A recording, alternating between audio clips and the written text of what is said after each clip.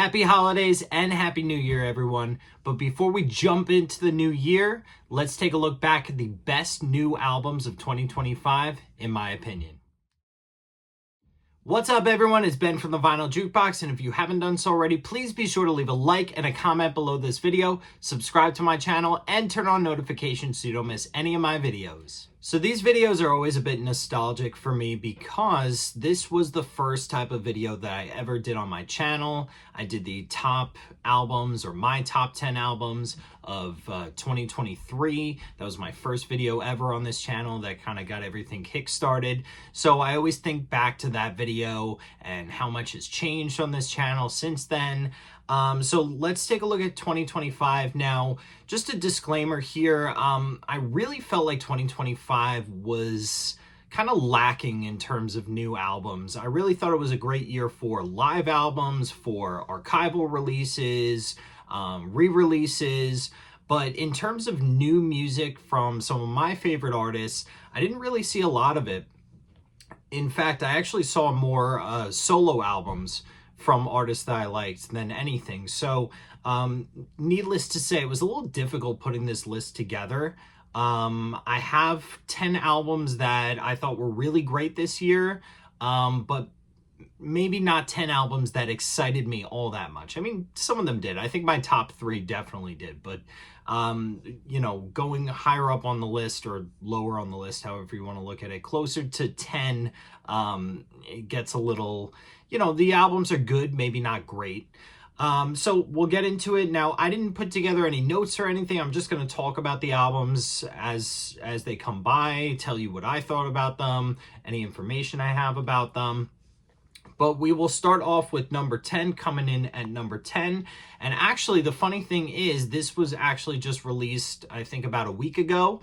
So it just made my top 10 list. And I'm really glad it did because my 10 before, you know, wasn't an album I was in love with, but I really did like this album when it came out. And definitely after I spend more and more time with it, I think I'm going to like it even more. And that was Peter Criss's most recent solo album, self-titled Peter Criss. This just came out in the nick of time by the end of the year. And this was really kind of like a mysterious release. I mean, a little bit of promotion for this. I believe it was up on Bandcamp for pre-order, then it was taken down because Peter Criss was having issues with Bandcamp. But this is Peter Criss's first solo album in a while, and I know his first all-rock solo album in a very long time. And that's just it. This album totally rocks. He has John 5 on a lot of the tracks on guitar. He's got Piggy D, Rob Zombie's bass player, on a few of the tracks. And just a really great rock album from top to bottom. I know Peter Criss is in his 80s right now, but he sounds great on here. Maybe not the raspy voice that we know him for in the days of Kiss, but he does a really great job on this album. And I love the artwork on the inside of the album. I wish this was actually on the outside. But really great way to end off the year. I think that Ace Frehley's solo album a couple of years ago, his last one, 10,000 Volts, and this one are just excellent. The best music that Kiss-related people have put out in a very, very long time. And it just kind of leaves you to think, you know, what if they would have gotten back together to do one more album, one more tour, and actually collaborated on it? It probably would have sounded really great. So Peter Criss coming in at number 10, great album. Definitely pick this one up if you have not listened to it yet. I know it's not on streaming, so you won't find it on Spotify. I'm not sure where you can find it. You could probably find it up on YouTube. But definitely pick up a CD or a vinyl version because this album rocks. And for any Kiss fan, you'll want to hear this because this is just classic Peter Criss. All right, coming in at number 9, and this one came out a little earlier in the year, and I really did enjoy this one. I haven't gotten an LA Guns album in a while, but this was LA Guns Leopard Skin. Just a raw rockin' album. I was really happy when I heard the singles from this album. I believe the singles were Lucky Motherfucker and what was the other one? I think Tasted or Hit and Run. I'm not really sure, but I know the singles for this album really grabbed me, And production was great on this one, which I know has been a little shaky on their most recent albums, but was really happy with this. This made my top 10 albums so far list that I did in the middle of the year, and this definitely stayed true. I mean, this album held up, and it's definitely one of their better albums of their more recent reunion period. I mean, LA Guns has been killing it with the last few albums, just good album after good album, and this one's no different, if not at the top of that list for sure. So Leopard Skin, LA Guns, that would be number 9.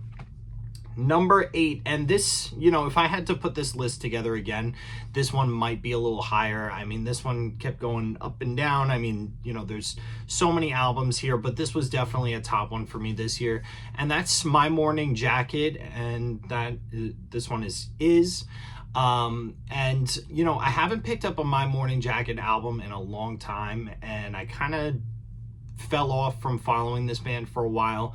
But, you know, same sort of thing. I heard some singles from this album, and they sounded really good. And when this came out, I listened to the whole thing on streaming, and I was just captured. I mean, just a really easygoing, psychedelic at times, you know, of course, alternative, but definitely just really vibing, chill rock music from this band. Really catchy songs. Half a Lifetime is probably my favorite off of this album. Everyday Magic has a nice little groove to it. I love that one. But definitely, if you haven't listened to My Morning Jacket in a while, definitely check this one out, because this is probably one of their best albums in my opinion. Yeah, so My Morning Jacket that would be number 8. Coming in at number 7, and this one came out early in the year as well. It's the second album from this duo, and that would be Adrian Smith, Richie Kotzen, Smith Kotzen, with Black Light, White Noise. And this one, I have to say, is definitely superior to their first album. Their first album did not grab me at all. I liked some of the guitar work on there, but the songs, I just didn't feel like they had a very great chemistry together in terms of their singing, in terms of their playing. I just felt like something was off during the first album while I was listening to it. And this one definitely changed all that. These songs are great, heavy, rockin'. They've definitely developed a chemistry together, and they're just really catchy songs. And I think, you know, if they continue to make more and more albums, continue to do some short tours together, it'll be just the same. Adrian Smith, of course, from Iron Maiden, and Richie Kotzen from the Winery Dogs, and he also has a very big solo career as well. But there's just some great songs on this album, amazing clinic level guitar playing. And, you know, I think they really figured it out with the vocals, trading off what would sound good. At times, I kind of didn't even realize who was singing. I didn't really care who was singing while listening to this album. It just flowed so nicely. So Smith Kotzen, that would be my number 6. All right, number 5. Actually, no, that is number 7.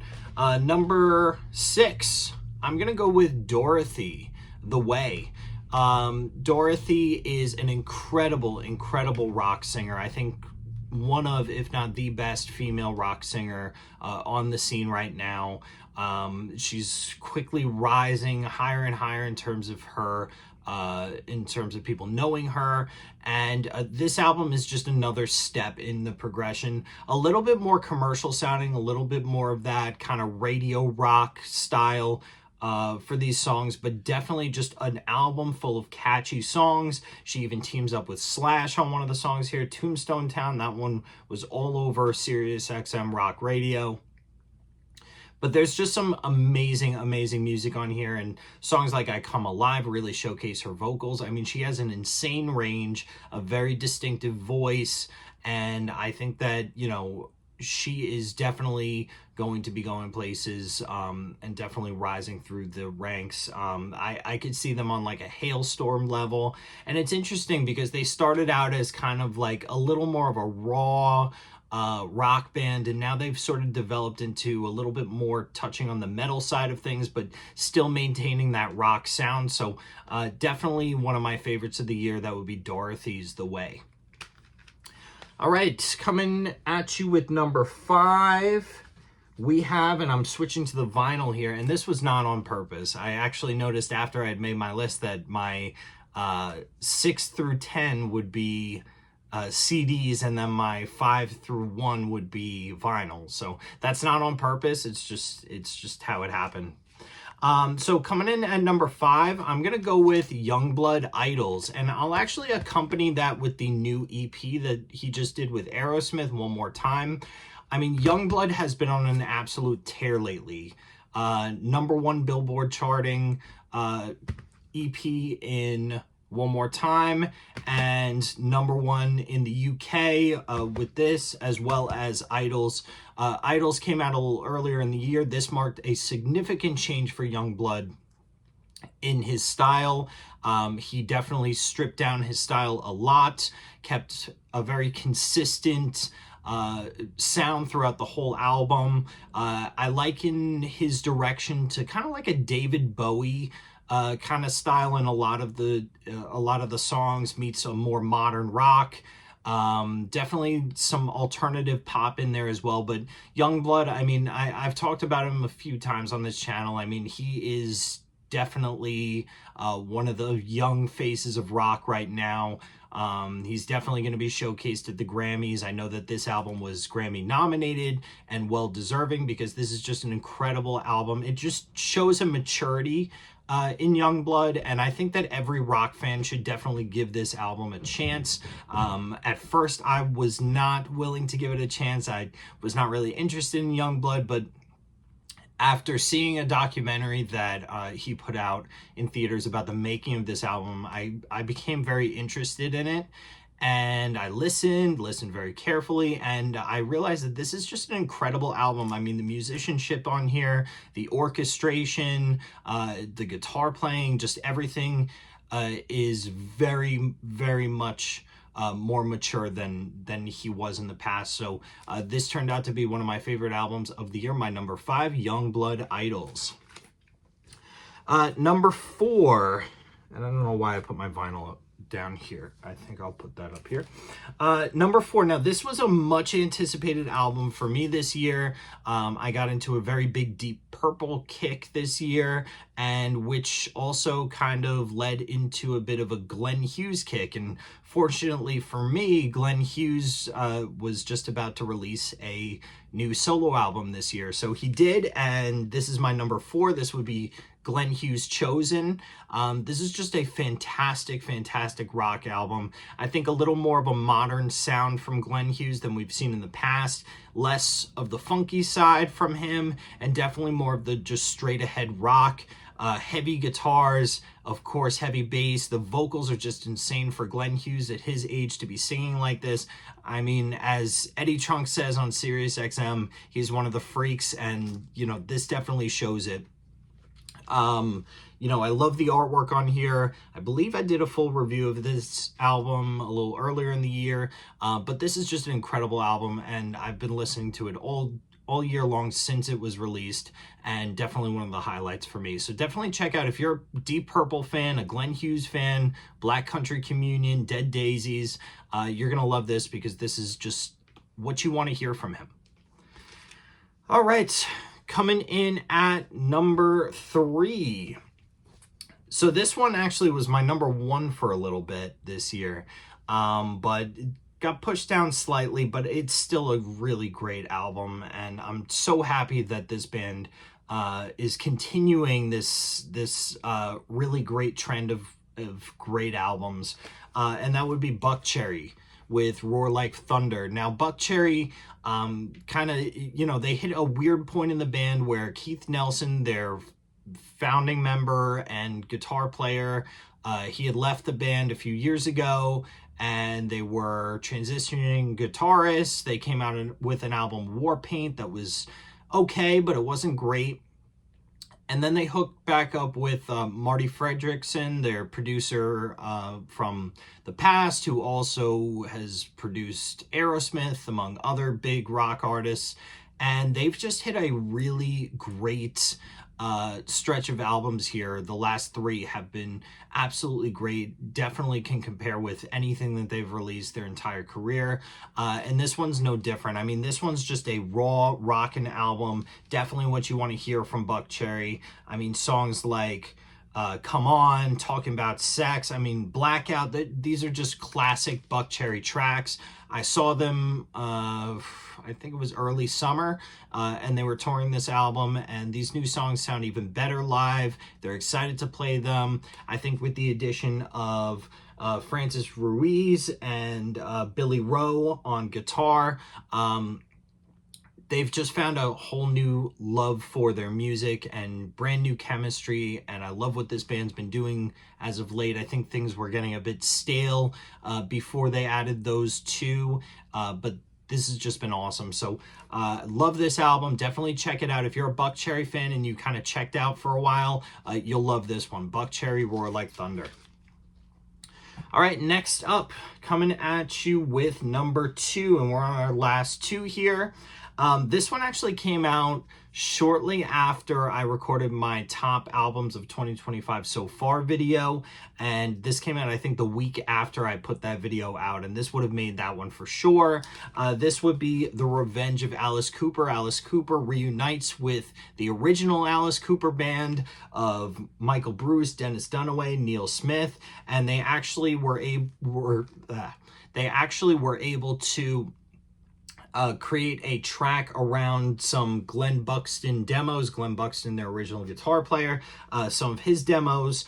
So they were able to create a song out of that, so he'd be included on this album. But this is just a throwback album to classic Alice Cooper. I mean, they bring back that classic Alice Cooper sound so well. Alice is singing like he used to on here. These are just classic rock tracks that definitely made me smile when listening to them, and I think that it just continues that series of albums that they were doing before the original band broke up and Alice went solo. This was just an incredible album from the original Alice Cooper group. I'm hearing that they might be interested in doing another album, which would just be insane. But this one was incredible, and you know, I love how Alice is at the point in his career where he's trying new things. He's doing music, or he's making music with different artists, you know, such as the Hollywood Vampires. Now he goes back to his original band. He's always touring with his solo band. So Alice, I think, is the most hardworking older rock artist out there for sure, and this album definitely shows it. And they didn't just mail it in. These aren't just old songs that they decided to recycle. They wrote these songs just for this album. This is brand new stuff, and it's incredible. So The Revenge of Alice Cooper, that would be my number 2. And coming at you with number 1. Now this one, I've been following this band for a while, never got overly, you know, crazy about them. But when they released this album, or released the singles from this album, I was hooked immediately. This is exactly the type of music that I wanted to hear this year. This was just incredible, and especially coming from a band that not a lot of people know about, and that would be the Bluestones with Metro. This was on my original top 10 so far list, and this one has definitely held true throughout the year. I keep on putting this one on.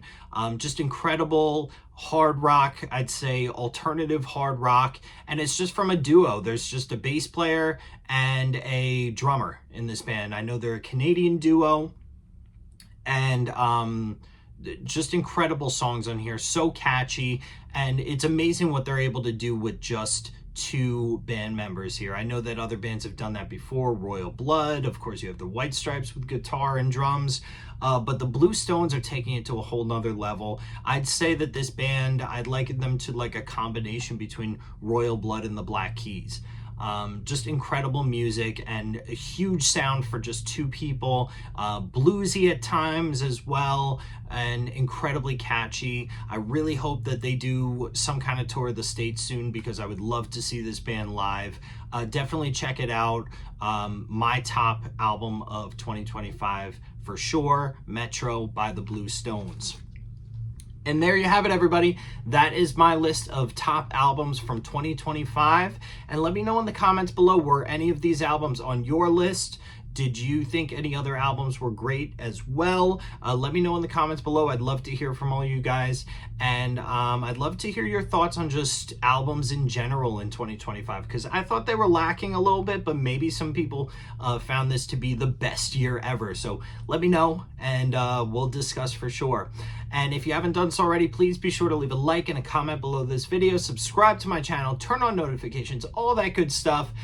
Thanks for watching, everyone. I'll see you next time.